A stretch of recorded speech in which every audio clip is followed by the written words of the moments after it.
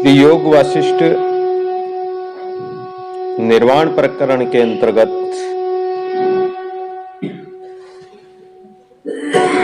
काकभूषण जी महाराज वशिष्ठ जी महाराज को अपने जीवन का अनुभव और जीवन में बीते हुए पलों, घटनाओं, प्रलय महाप्रलयों का वर्णन सुनाया। और आगे वशिष्ठ जी महाराज ने जब उनको उनके जीवन का रहस्य पूछा कि आप इतने दीर्घायु चिरंजीवी किस प्रकार रहते हो जब सृष्टि नष्ट हो जाती है, तब भूषण जी महाराज अपने साधनामय जीवन का वर्णन करते हैं कि प्राणी को अगर अमर होना है, दीर्घायु रहना है, तो अपने श्वास प्रश्वास के साथ परमात्मा के नाम का सुमरण भजन करते रहें। तो नाम अमर करने वाला है, नाम काल से बचाने वाला है और नाम से ही जीवन सार्थक होता है। तो काकभूषण जी कहते हैं कि हे मुनिवर, इस प्रकार मैंने भी अपने जीवन में इन प्राण पवन की कैसे साधना की, प्राण समाधि को प्राप्त हुआ। और प्राण समाधि, प्राणों की समाधि लगना, ऐसे इंद्रियों की समाधि भी है, लेकिन इंद्रियों की समाधि क्या है, कुछ समय तक है। और मन की समाधि है, मन थोड़ी देर शांत हो जाता है, समाधि है। शरीर की भी समाधि लगाते हैं, शरीर शांत हो जाता है तो लोग जमीन में गाड़ देते हैं, समाधि लगा देते हैं, कह देते हैं समाधि में गए। लेकिन यह समाधि स्थायी नहीं है। और इस समाधि से क्या फायदा, जब तक मन इंद्रियां शांत होकर और प्राण की समाधि, यानी जो प्राण है हमारे श्वास है, ये श्वास शांत हो जाए, अर्थात स्थिर हो जाए, एकाग्र हो जाए और प्राण स्वरूप परमात्मा का अनुभव हो जाए, तो ये आत्म पद को प्राप्त हो गए। ऐसी निर्मल दृष्टि हुई, एक निमिष भर भी परमात्मा से अलग नहीं होते हैं। और जैसे कोई सुमेरु पर्वत अपनी जगह स्थित रहता है, चाहे कितने तूफान आओ, कितने पानी बरसो, कितने बाढ़ आओ, पर्वत को कोई डिगा नहीं सकता। ऐसे काकभूषण जी कहते हैं कि मेरा जो चित्त है, मेरा मन है, मेरी आत्मा है, जो परमात्मा से ओतप्रोत हो गई और मैं जागृत अवस्था में भी सुषुप्त अवस्था की तरह रहने लगा। मैं जागृत में भी रहा, स्वप्न में भी रहा, लेकिन मेरी अवस्था सुषुप्ति की तरह ही रही। और सदैव मैं आत्म समाधि लगा कर रहा। संतों सहज समाधि भली, सहज समाधि यानी सहज भाव से, सहज रूप से, सर्वत्र सब समय में आत्म स्वरूप के चिंतन में लगे रहना ही सहज समाधि है। कोई विक्षेप नहीं होना, कोई किसी में राग द्वेष नहीं करना, इस अनित्य अस्थिर संसार के पदार्थों में आत्म भावना नहीं करना, वृत्ति विषयों में नहीं जाना और एक अंतर्मुख परमात्मा में स्थित रहना ही आत्म समाधि, सहज समाधि है। और प्राणपान कला, जो संसार की ओर से सुषुप्ति रूप हूं और इस संसार की गति को देखकर हंसता हूं, जो ये संसार नहीं है, बड़ा आश्चर्य होता है, ये जगत नहीं है, लेकिन फिर भी प्रतीत होता है। किन अज्ञानी प्राणियों को प्रतीत होता है, ज्ञानी के लिए तो निर्दुख है, निर्द्वंद है, कोई दुख नहीं है। हे मुनिवर, सब काल सब समय में पदार्थों में मैं समान बुद्धि समबुद्धि हो गया, विषमता मेरी जाती रही। अब ना तो कोई दुख होता है ना कोई सुख होता है। जैसे हाथ पसारिए तो भी शरीर है, हाथों को समेट लो तो भी शरीर है।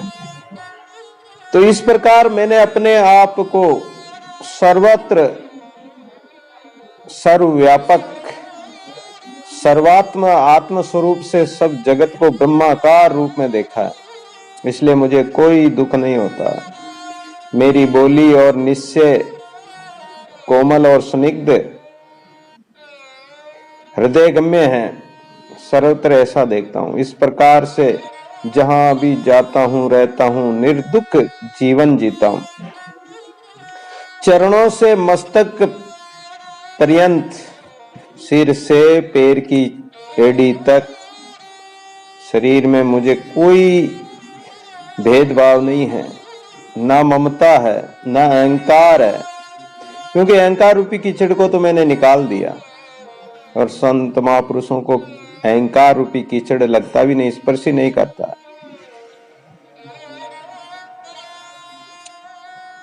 और निष्कर्म यानी निष्काम भाव से दृढ़ता पूर्वक परमात्मा के चिंतन में सुमिरन में ही लगा रहता हूं, कोई अभिमान नहीं करता हूं। अच्छा, ना मैं कोई धनवान हूं ना कोई मैं निर्धन हूं, ना किसी में मेरी आसक्ति है ना किसी में राग है। इस असत्य रूप शरीर में कभी मैं अभिमान नहीं करता हूं। ये पांच भौतिक शरीर है, ये असत्य रूप है, सारा जगत इसी प्रकार है।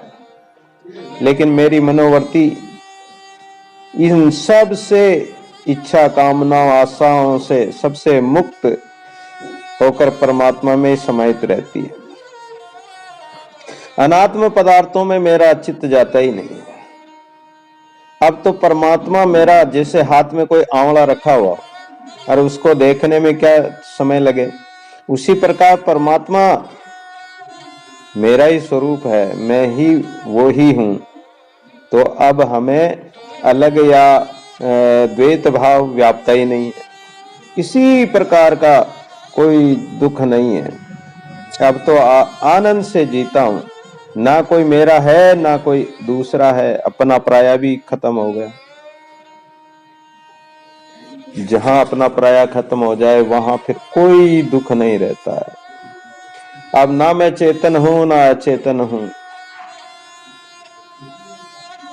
ये पट भी चेतन है, रथ भी चेतन है, ये सब चेतन तत्व परमात्मा ही परमात्मा विराजमान है।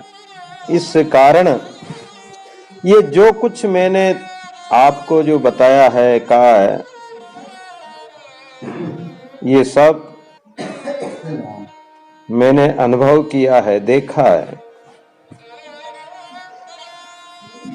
भुसुंड जी महाराज आगे कहते हैं कि हे मुनिवर, मैंने आपके आगे सब कुछ जैसा आपने पूछा था वो आपकी आज्ञा अनुसार मैंने आपके आगे कथन कर दिया। आप तो ज्ञान के सागर हैं। तब वशिष्ठ महाराज कहने लगे कि बड़ा आश्चर्य है, आपके कथन सुनते सुनते मैं अपने आप को ही भूल गया। हे भगवान, तुम धन्य हो, तुम महापुरुष हो, चिरंजीवी हो। मुझे साक्षात दूसरे ब्रह्मा की तरह दिखाई दे रहे हो और मैं आपके दर्शन करके धन्य हो गया। आप जैसे महात्माओं के मुखार विंद से आत्मचर्चा सुनकर मुझे बड़ा आनंद प्राप्त हुआ।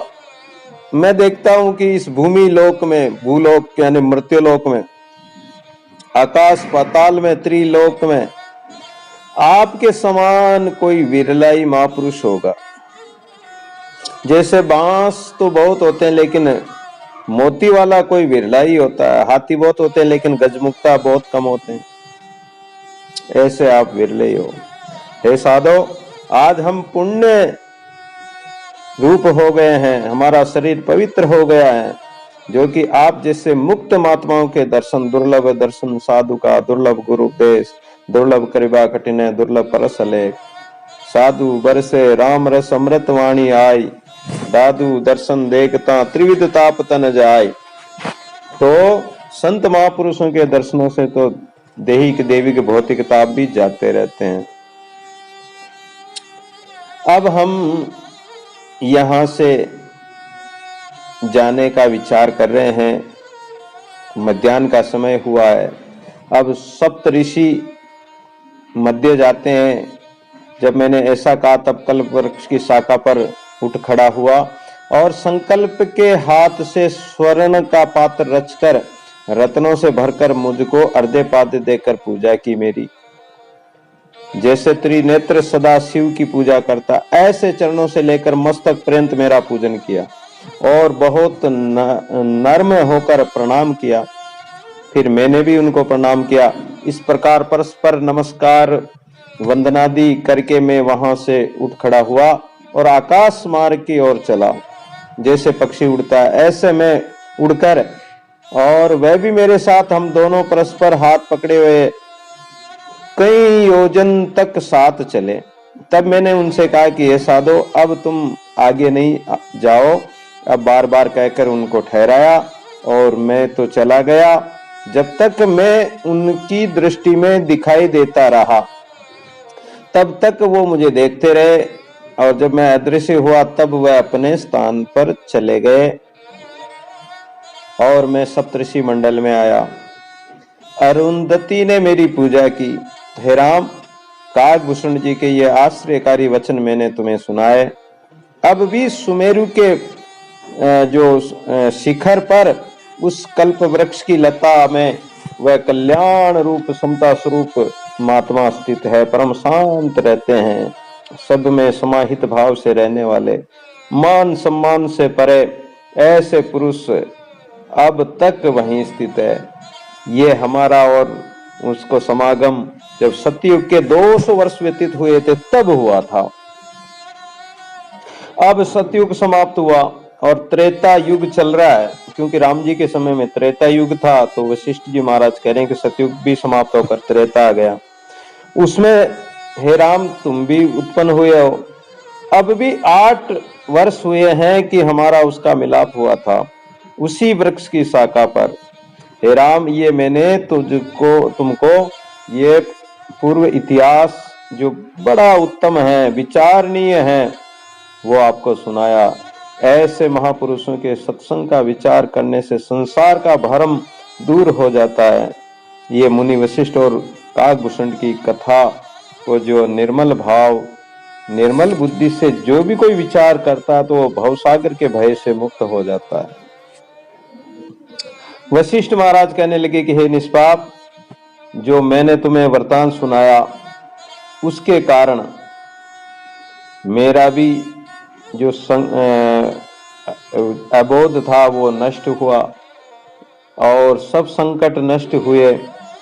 तुम भी इसी का आश्रय लेकर और प्राण मुक्ति का खूब अभ्यास करो तो तुम भी काकभूषण की तरह भवसागर से पार हो जाओगे। जैसे भूषण जी ने जान लिया योग के द्वारा कि पाने योग्य पद तो आत्म पद है। अभ्यास द्वारा प्राण अपान को रोककर और साधना द्वारा जो सूर्य के समान प्रकाशवान अज्ञान रूप अंधेरे को नष्ट करने वाला जो प्रकाश है, आत्म स्वरूप है, उस आत्म स्वरूप आत्म पद को ही प्राप्त करना मैंने प्राप्त किया, तुम भी उसको प्राप्त कर सकते हो। इसमें कोई भी आश्चर्य की बात नहीं है। ये संसार शरीर तो क्या है? शरीर रक्त मांस हड्डियों का पुतला है। ये संसार दृश्य सभी इसी प्रकार मिथ्या है, 5 तत्वों का संसार है। इस संसार में इस झूठे मिथ्या आभास मात्र जो भ्रम का संसार है, इसको असत्य जानकर और त्याग दो और इसकी सत्यता बुद्धि को त्याग कर जो सत्य स्वरूप परमात्मा है, जागृत स्वप्न सुषुप्ति अवस्था में भी उसी का अनुभव करो। क्योंकि परमात्मा जागृत में भी है तो सुषुप्ति में भी है, स्वप्न में भी है। और तुरिया अवस्था में तो परमात्मा केवल एक परमात्मा ही रह जाता है। ये संसार तो जल के बुदबुदे की तरह है, जो बुदबुदा पानी का बनता है बुलबुला और हवा लगते ही फूट जाता है। ऐसे ही समय पाकर ये सृष्टि बनती है और प्रलय, महाप्रलय में ये सब खत्म हो जाते हैं। तो इस संसार के विषय वासना, भोग पदार्थ, दृश्य पदार्थों में चित्त न लगाकर कि ये धन, मन, संसार, देश, काल, ग्रह, परिवार ये अपना नहीं है, ऐसा जानकर इस भ्रम से अलग निकलकर और परमात्मा स्वरूप का अभ्यास करो। मैंने पूर्व में तुमको ब्रह्मा जी के वचनों से भी कहा था कि जगत सब मन का रचा हुआ, इसलिए संकल्प मात्र है। चिरकाल का जो अभ्यास हो रहा है उसको सत्य, अज्ञानी को तो ये संसार सत्य दिखाई देता, लेकिन ज्ञानी तो इनको असत्य मानकर त्याग देते हैं। तो ये अभ्यास के द्वारा ही होता है। तो धीरे धीरे अभ्यास करते रहो, तीव्र भावना होगी, और जब तीव्र उत्कंठा होगी तो अवश्य ही तुम आत्म पद का अनुभव करोगे। और ये जगत ज्वाला है, जगत जंजाल है। ये क्या है? जगत के दृश्य क्या है कि जैसे मोर की पांख होती है, और मोर की पांख में कितनी सुंदर, जैसे कोई आंख बनी हुई हो, लेकिन वो मोर की पांख में, पंख में, मोर पंख में जो आंख बनी हुई है वो क्या वास्तविक है? नहीं है, केवल वो दिखाई दे रही है। इसी प्रकार ये जगत की सत्यता भी ऐसे ही दिखाई दे रही। तो वैराग्य और अभ्यास से अपने अंतःकरण को निर्मल और शुद्ध कर लो, और जिसने ऐसा कर लिया वो अवश्य ही आत्मपद को प्राप्त होता है। फिर उसके अंदर राग, द्वेष, ये अहंता, ममता नहीं रहती है, कोई कल्पना नहीं रहती। फिर ना हर्ष होता, ना कोई शोक होता है, ना कोई इष्ट रूप पदार्थों को पाने की इच्छा होती है, ना अनिष्ट रूप पदार्थों को त्यागने की इच्छा होती है। ना वो किसी की निंदा करता है, ना किसी की स्तुति करता है। फिर उसके लिए न तो कोई बंधु है, ना कोई शत्रु है न मित्र को, जाके सभी समान। दह को ममत्व छोड़ आत्मा ही राम है। फिर उनकी वृत्ति संसार के संपत्ति, ऐश्वर्य पदार्थों में भी नहीं जाती है। और जिसका ऐसा निश्चय हुआ है कि न मैं हूं, न जगत है, न पृथ्वी है, तो फिर किस बात का शोक करना, किसके लिए रोना, किसकी चिंता करना? अरे उस चेतन स्वरूप परमात्मा जिसका कभी नाश नहीं होता, जो अविनाशी है, उस अविनाशी परमात्मा का ही सुमिरन करो। अविनाशी के आश्रय जरावर की ओट, दादू सरने सांच के कदे न लागे चोट। उस चिदाकाश स्वरूप जो है निराकार, नित्य, सर्वज्ञ, उसका अभ्यास करो। तो उसके सहारे से या उसका सहारा लेकर तुम भी वैसे ही हो जाओगे। ऐसा नित्य निरंतर अभ्यास करो कि मैं चिदात्मा हूं, मैं आकाश रूप निर्मल हूं। जैसे आकाश में कोई कलंक नहीं होता, आकाश में कोई अवयव नहीं होता, आकाश एकदम निर्मल, साफ, स्वच्छ होता है। इसी प्रकार अपने अंतःकरण को भी साफ स्वच्छ कर लो, उसमें संतोष, वैराग्य धारण कर लो। और जब संतोष आदि गुण प्रवेश कर जाते हैं तो ऐसे गुणों के द्वारा त्रिगुणातीत हो जाते हैं, यानी गुणों से परे हो जाओगे। तो ये राग, द्वेष इत्यादि सब नष्ट होकर धन की जो बंधु बांधव, वस्तु, पदार्थ, इनकी जो मान्यता थी, वो मान्यता भी जैसे स्वप्न में तुम स्वप्न के पदार्थों को सत्य जानते हो, लेकिन जागने पर झूठे हो जाते हैं, ऐसे ये पदार्थ ये सब झूठे हो जाएंगे। ऐसे संसार रचना असत्य है, केवल संकल्प से ही रची हुई है। संसार जैसे कोहरा का नगर होता है, गंधर्व नगर होता है, वो झूठा होता है। स्वप्न का नगर झूठा होता है। मरुस्थल का जल झूठा होता है, भ्रम मात्र होता है। पानी में सीपी में चांदी भासती है, लेकिन वो भी झूठी है, उसमें चांदी नहीं है। तो ऐसे ये भ्रम का ज्ञान रूप संसार ज्ञान होने पर नष्ट हो जाता है। वाल्मीकि इस प्रकार आगे फिर वाल्मीकि जी कहने लगे भारद्वाज को कि इस प्रकार वशिष्ठ जी के वचन राम जी को सुनाए। जो वशिष्ठ जी ने सुनाए तो राम जी एकदम शांत चेतन तत्व में विश्राम हुआ, परमानंद का अनुभव किया। और जो सभा में बैठे हुए थे वो भी वशिष्ठ जी के वचन सुनकर समता भाव में स्थित हो गए, आत्म समाधि में स्थित हो गए। क्योंकि महापुरुषों का संग पाकर अवश्य ही शांति मिलती है। जो पिंजरों में पक्षी बोलते थे वो भी मौन हो गए। वन के बंदर भी ऐसे महापुरुषों के वचन सुनकर वो भी स्वाभाविक चंचलता त्याग कर शांत स्थिर भाव को प्रकट हो गए। अर्थात पूरा वातावरण ही शांत वातावरण हो गया। वशिष्ठ जी बोले कि हे राम, अब तुम सम्यक प्रबुद्ध हुए यानी ज्ञानवान हो गए हो। अपने आप में जो स्थित हो जाता है फिर उसको कुछ जानना नहीं, कोई त्यागना नहीं, फिर तो दृढ़ता पूर्वक अभ्यास में लीन रहते हैं। और ये संसार जो चक्र है ये सब ये तो चलता रहता है, इसमें चित्त लगाना ही नहीं। और जब चित्त इसमें नहीं लगाओगे तो अपने आप ही ये सब खत्म हो जाएंगे, नष्ट हो जाएंगे। कोई कल्पना नहीं होगी, कोई किसी प्रकार की स्मृति नहीं होगी। तो इस प्रकार युक्ति के द्वारा अपने आप को रोकना है। सत्संग शास्त्रों के वचनों से, सद्गुरुओं के ज्ञानमय युक्तियों से अपने आप को रोकना है, दृढ़ अभ्यास करना, प्रयत्न करना है।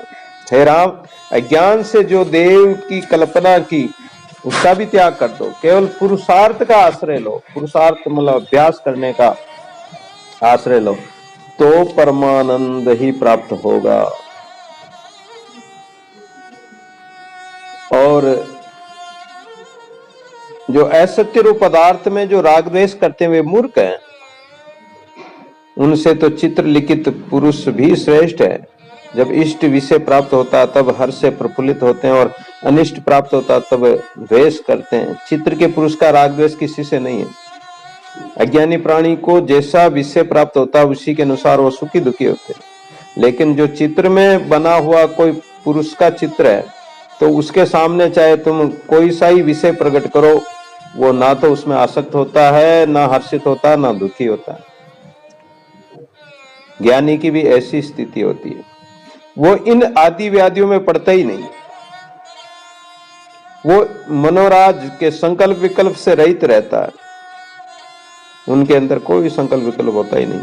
और जब ऐसे संकल्प से रहित है, उनके अंदर फिर काल भी नहीं आ सकता है। कोई काल भी उसको दुख नहीं दे सकता, काल खा नहीं सकता ऐसे महापुरुष को। क्योंकि काल सो काल कंपे करता आरते, वो काल भी परमात्मा से डरता है। ऐसे महापुरुषों से वो काल उनके पास जा ही नहीं सकता, और जाएगा भी कहां से।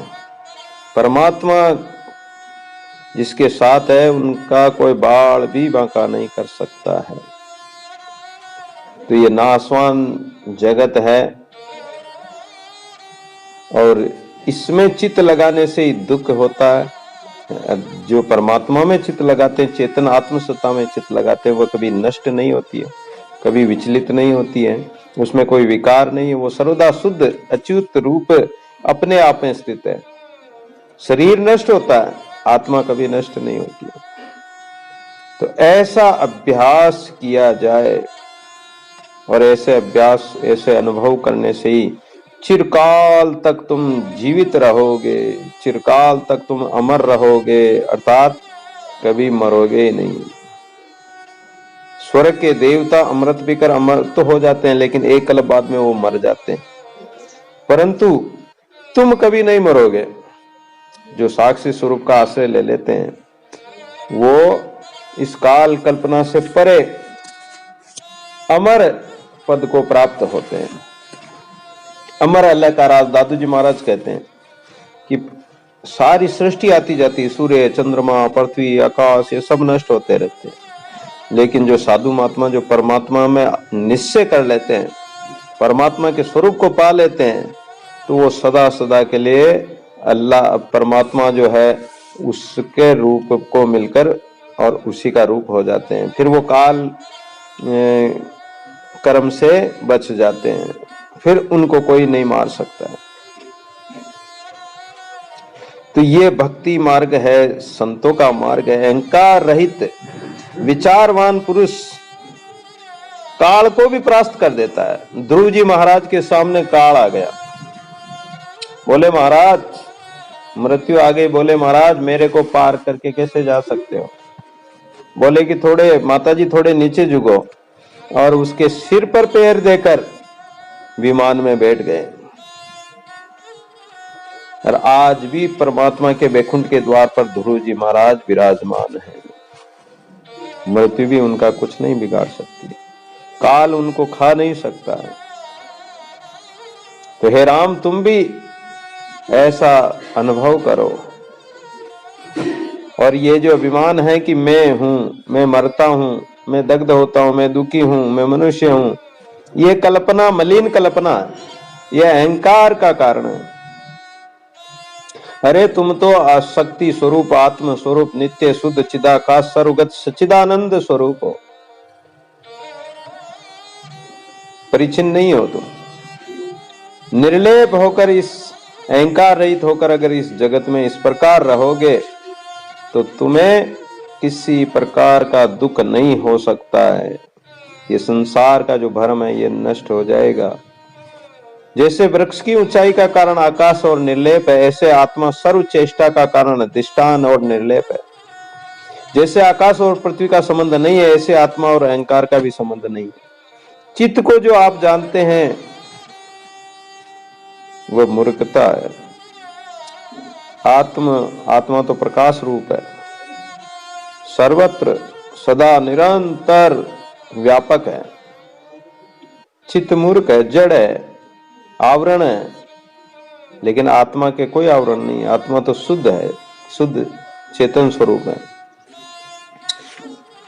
उनमें फिर मेरा तेरा भी नहीं होता है। देहाभिमान क्षीण हो जाता है, लेकिन ये कब क्षीण होता है कि संत गुरु शास्त्र, जब सत्य गुरु हमें उपदेश करते हैं तो उनके युक्तिपूर्ण वचनों से हमारे अज्ञान रूपी आवरण जो आया हुआ है वो हट जाता है, कीचड़ लगा हुआ वो हट जाता है। जैसे थोड़ा कीचड़ हो और उसमें हिरण फंस जाए तो उसको हर कोई निकाल सकता है, ऐसे गुरु भी हमें अज्ञान रूपी कीचड़ से, काम क्रोधादि कीचड़ से निकाल लेते हैं। सदगुरु काढ़े केस के डूबती संसार, सदगुरु हमें इस भवसागर में डूबते हुए जीवों को निकाल लेते हैं। अहंकार, काम, क्रोध, लोभ, मोह आदि इत्यादि का जो कीचड़ है उसमें संतोष और भाव, भक्ति, सेवा, भजन, सुमरण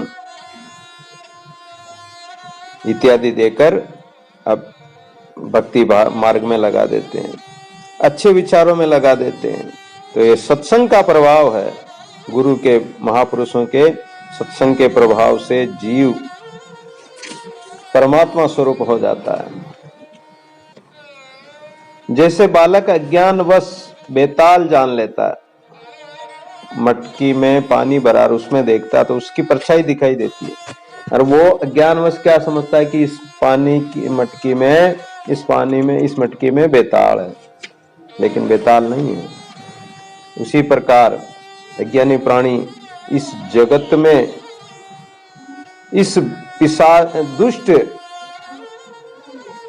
भोग पदार्थ और इनको विषयों को, दृश्यों को सत्य जानता है, लेकिन वास्तव में ये सत्य नहीं। सत्य तो एक परमात्मा ही है, वो तेरा ही स्वरूप है, लेकिन आच्छादित हो रहा है। अपने स्वरूप को नहीं जानने के कारण ये द्वैत भाव हो रहा है, अलग अलग दिखाई दे रहा है। सिंह होता है, सिंह क्या करता है, जंगल का राजा, वो सब जानवरों को मारता है। एक बार कोई खरगोश का नंबर आ गया, खरगोश ने सोचा कि मरना तो है ही, तो इस सिंह को मार के ही मरो ना। तो वो धीरे धीरे चलने लगा। अब सुबह का समय हर जानवर, एक एक जानवर उनके प्रतिदिन जाता था। अब सिंह भूखे बैठा और खरगोश गया नहीं। दोपहर हो गई, नहीं पहुंचा। सिंह घबरा गया कि आज मेरा शिकार नहीं आया तो मैं सब जानवरों को मार डालूंगा। लेकिन तीसरे पैर वो पहुंचा तो वो झाड़ियों में होकर निकला। उसके शरीर में कहीं कहीं जगह खून छक गया, चमड़ी छिल गई। अरे बोला, तू इतनी देर से आया और एक छोटा सा जानवर आया। खरगोश बोला कि हुजूर, मैं क्या करूं, मैंने तो सोचा कि तुम वहां स्वयं ही वहां आ गए हो। बोले, मैं कहाँ आया, मैं तो यही था। बोले, तुम्हें पता नहीं, एक सिंह, एक शेर और आ गया। कोई दूसरा राजा भी है क्या आपके अलावा? बोले कि मेरे अलावा तो कोई नहीं। तो फिर वो दूसरा राजा कौन था? बोले, कहाँ है, चलो मेरे साथ चलो। और वो उस खरगोश उस सिंह को एक कुएं के पास ले गया। कुएं के पास ले जाकर कहा कि देखो, वो कुएं में जा छुपा है। अब सिंह गया कुएं के किनारे पर जाकर देखता तो पानी में उसका रूप दिखाई दिया। अरे, ये तो वहां जाके छिप गया। तो उसने गर्जना करी तो कुएं में से फिर प्रतिरूप होकर प्रतिध्वनि गर्जना आई। अरे बोले, मेरे से विरोध करता, मेरे से लड़ाई करने के लिए तैयार घुर्राता, और छलांग लगाई जो कुएं में जा गिरा। तो भरम से ही तो गिरा था। इस प्रकार मोह के कारण, भ्रम के कारण, द्वैतता के कारण हम संसार में फंस जाते हैं। और जबकि वो उस खुद की ही परछाई थी। तो सदगुरु मिले न संशय जाई, ये सब बंधन देव छुड़ाई। कूप सिंह ते आया, डूब मुआ मन मरम न जाना, देख अपनी छाया। वो जो सिंह था वो अपने रूप को नहीं जान पाया। इस कारण वो उसमें फंस गया, कुएं में गिर गया और मर गया।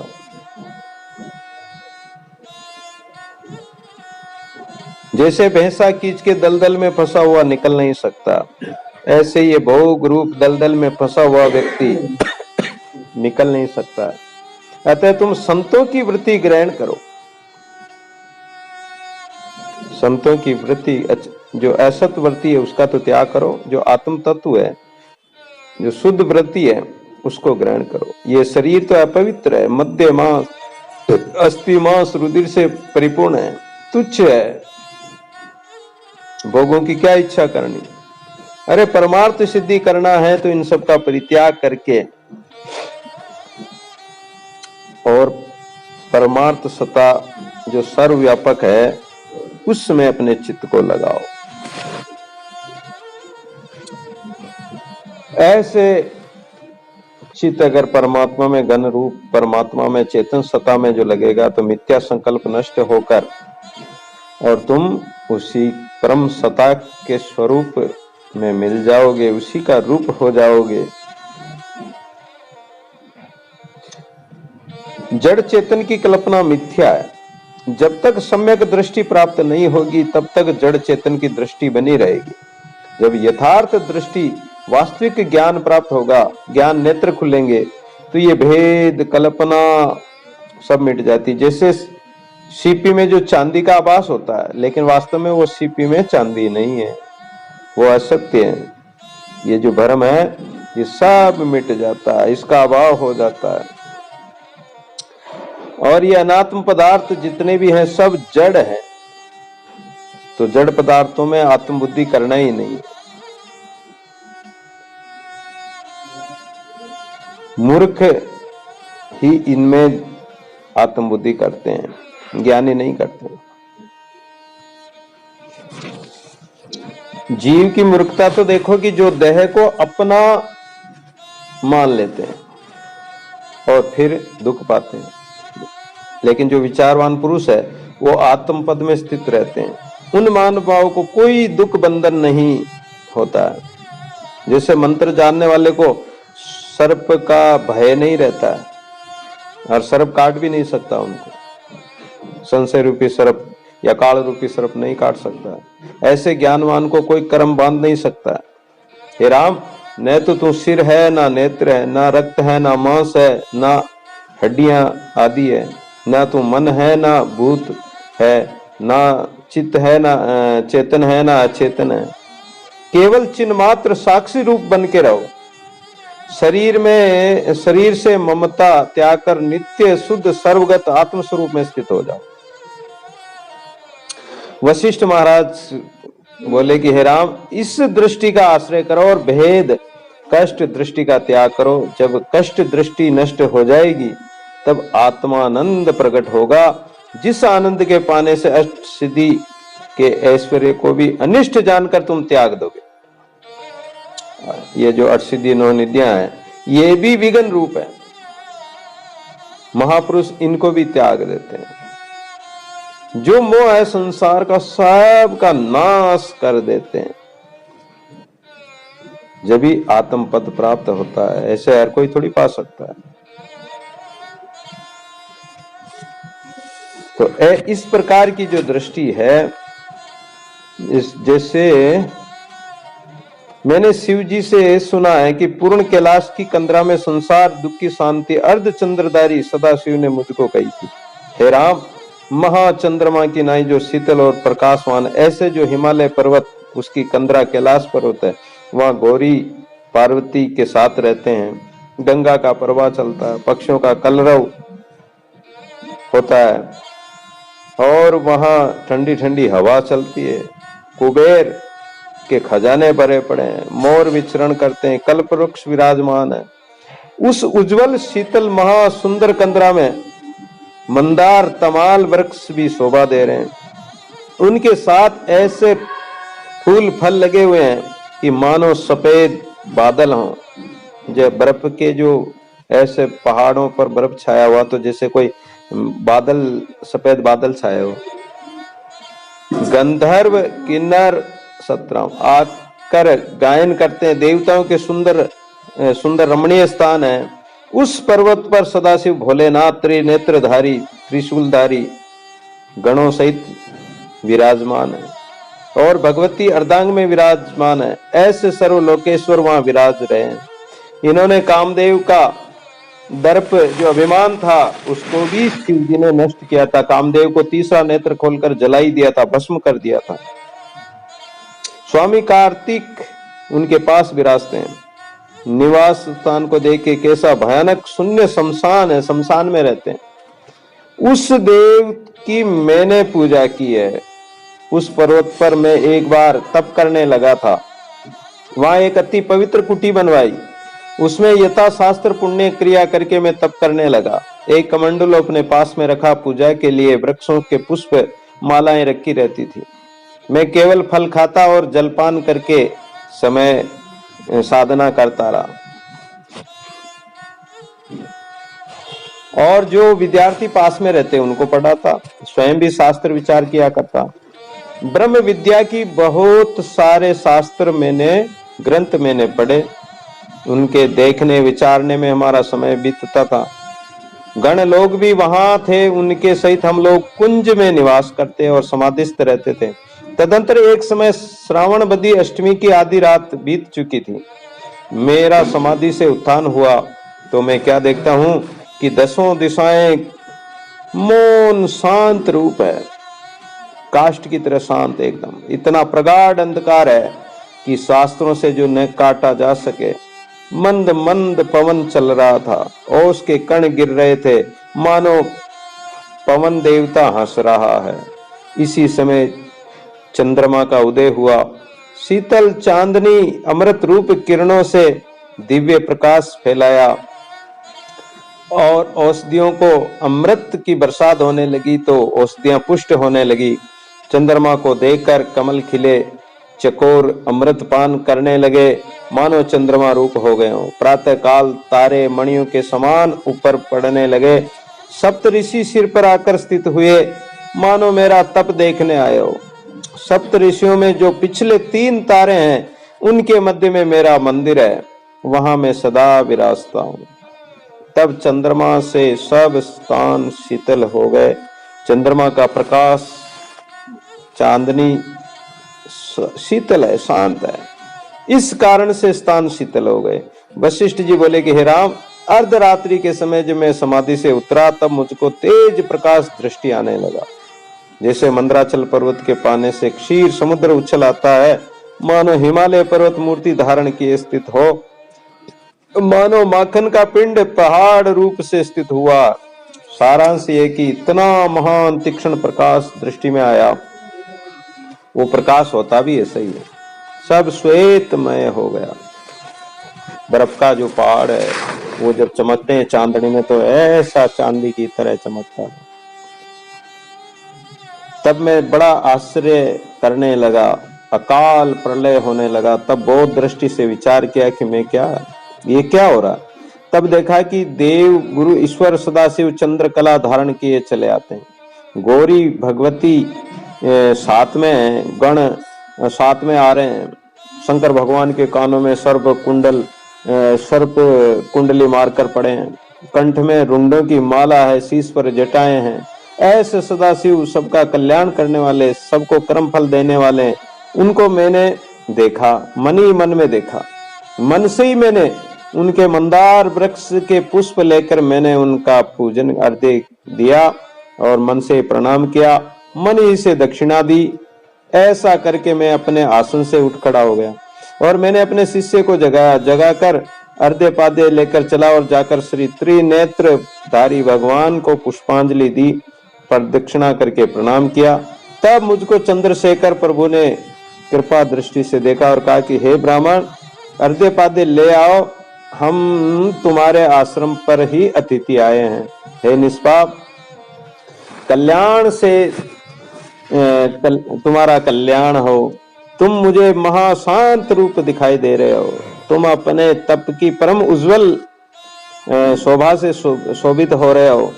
चलो अब हम तुम्हारे आश्रम में ही रुकेंगे। हे राम, फूल के स्थान पर सदाशिव बैठे थे। इतना कहकर उठ खड़े हुए। तब इकट्ठे अपने आश्रम पर कुटी में आकर स्थित हुए। वहां मैंने फिर पुष्प अर्घ्य पूर्वक चरणों की पूजा की, हाथों की पूजा की। इसी प्रकार चरणों से लेकर शीश पर्यंत सब अंगों की पूजा की। इसके बाद में श्री गौरी भगवती का भी पूजन किया, उनकी सखियों का पूजन किया, गणों का पूजन किया। इस प्रकार भक्ति पूर्वक पार्वती परमेश्वर का जब मैंने पूजन किया, तब शशि कलाधारी प्रभु ने शीतल वाणी से मुझे कहा कि हे ब्राह्मण देव, अनंत संकल्प विकल्पों भरी चंचल स्वभाव की मनोवर्ती तुम्हारी क्या स्वरूप में विश्रांति को प्राप्त हुई? क्या तुम्हारी जो सम्मित आत्म पद में स्थिति हुई, तुम्हारे शिष्य गण सकुशल से तो हैं और तुम्हारे पास जो हिरण विचरण करते हैं वे सुख से तो हैं, और क्या मंदार वृक्ष तुम्हें पूजा के योग्य पुष्प फल देता है? मंदाकिनी भली प्रकार स्नान कराती है। दह की इष्ट अनिष्ट प्राप्ति में तुम कभी दुखी तो नहीं होते हो। इस पर्वत पर कुबेर के अनुसार यक्ष राक्षस रहते हैं, कभी तुम्हें कोई दुख तो नहीं देते हैं। और मेरे गण जो निशाचर हैं वो कभी तुम्हें दुख तो नहीं पहुंचाते हैं। हे रघुनंदन, जब इस प्रकार देवेश भगवान ने वांछित प्रश्न मुझसे पूछे, तब मैंने उनसे कहा कि वशिष्ठ, हे महेश्वर, जो आपका कल्याणकारी रूप सदा स्मरण करते हैं उनके लिए इस संसार में कोई भी पदार्थ अलभ्य नहीं है, अप्राप्य नहीं है, और उन्हें भय भी किसी का नहीं है। आपने अमोघ स्मरण से जिनका चित्त सर्वथा आनंद परिपूर्ण रहता है, वे कभी दीन नहीं होते हैं।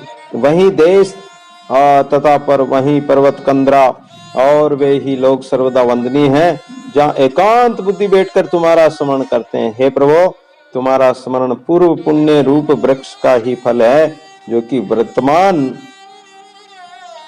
कर्मों से सींचा जाता है। आप सबके परम मित्र हो, सब आपत्तियों को हरने वाले हो, और आपका स्मरण ही सब पापों को नष्ट करने वाला है। संपत्ति लता के बढ़ाने तथा सफल करने वाला आपका स्मरण बसंत ऋतु के समान है। महामहिमा और बड़े से बड़े कर्मों का कारण तुम्हारा स्मरण है। हे प्रभु, विवेक रूप समुद्र में परमार्थ रूप रतन है, और ज्ञान रूप अंधकार का नाशक सूर्य तुम्हारा नाम स्मरण करना है। ज्ञान अमृत का पूर्ण कलश है। धैर्य रूप चांदनी का चंद्रमा और मोक्ष का द्वार तुम्हारी शरण है। भगवान शिव की शरण हो जाओ, उनका नाम स्मरण करो, मोक्ष का द्वार है। हे प्रभु, आपका स्मरण एक परम विलक्षण और अत्युत्तम दीपक है। हे प्रभु, आपका स्मरण परम उद्धार चिंतामणि की तरह समस्त आपत्तियों को काटने वाला और परम पद को देने वाला। तुम्हारा स्मरण एक क्षण भी चित्त में यदि स्थित हो तो सब दुख निवृत्त होकर परम निर्भय बना देता है। वरदायक हो, आप ही के समान वर देने की आप में शक्ति है। वाल्मीकि कहते हैं कि इस प्रकार जब मुनीश्वर ने कहा तब दिन का अंत हो गया, सायंकाल हो गया और सभी सभा उठ खड़ी हुई। सब लोग परस्पर नमस्कार करने लगे और सबकी वंदना करके अपने अपने स्थान को चले गए संध्या वंदना आदि करने के लिए। और सूर्य भगवान की किरणों के साथ जो है सूर्य भगवान भी अस्ताचल को चले गए। इस प्रकार सभा समाप्त हो गई और वशिष्ठ जी महाराज जो राम जी को जो कथा सुना रहे हैं वो दूसरे दिन जब प्रातःकाल होगा और फिर सभा जुड़ेगी, फिर कथा प्रारंभ करेंगे। इसी के साथ अपनी कथा को भी संपूर्ण करते हैं।